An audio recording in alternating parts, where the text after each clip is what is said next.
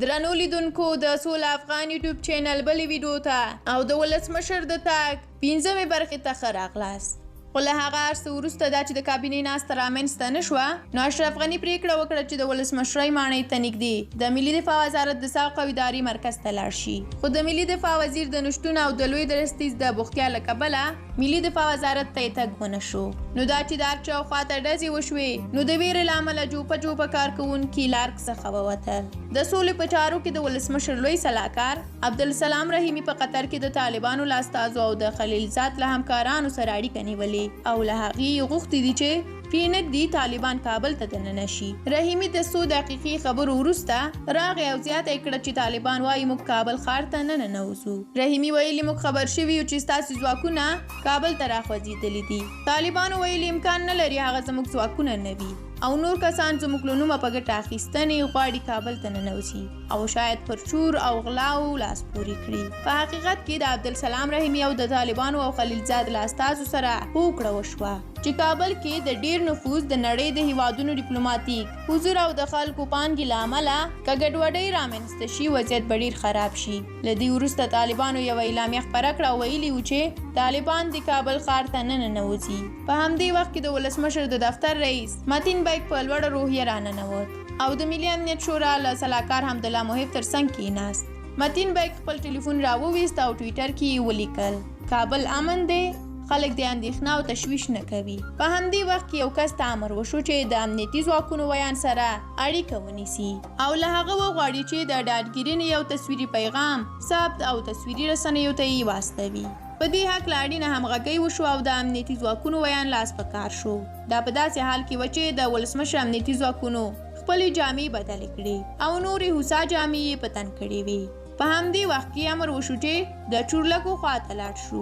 که څه هم د ولسمشر ځینې ځواکونه د دفاع وزارت شاوخوا وو او د ولسمشر راتګ ته په تمه وو. ما انګېرله چې موږ به د دفاع وزارت خواته ځو. ټولو په بیړه د هغو څلورو چورلکو په لور چې د ولسمشرۍ ماڼۍ په انګړ کې ولاړې وې حرکت وکړ.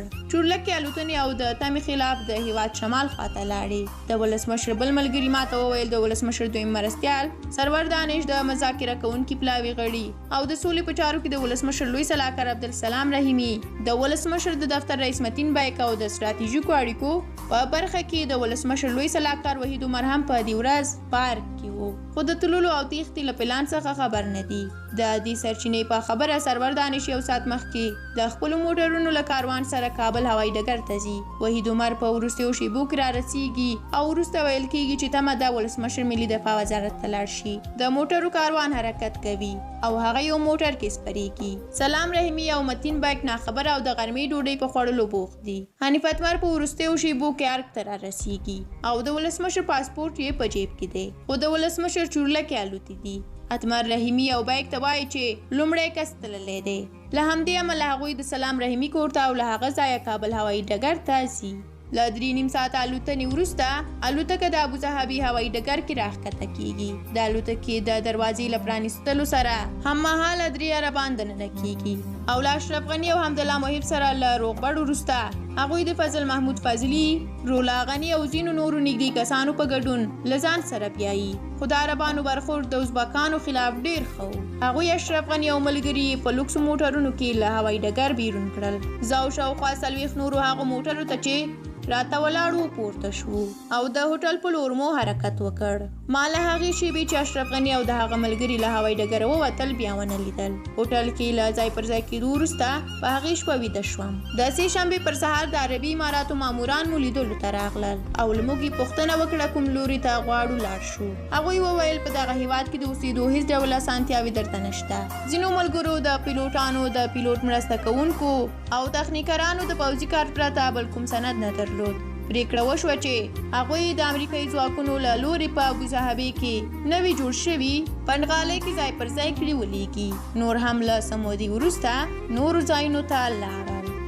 درنو لیدونکو د دغې لیکنې په اخره کې یادونه شوې ده چې دا لیکنه د اشټي صوب ورځپاڼې د امتیاز خاوند سنجر سهیل خبرې د اشرف غني د 43 ملګرو له ډلې له یوه سره دي چې له نوموړي سره له کابله وتښتېدل.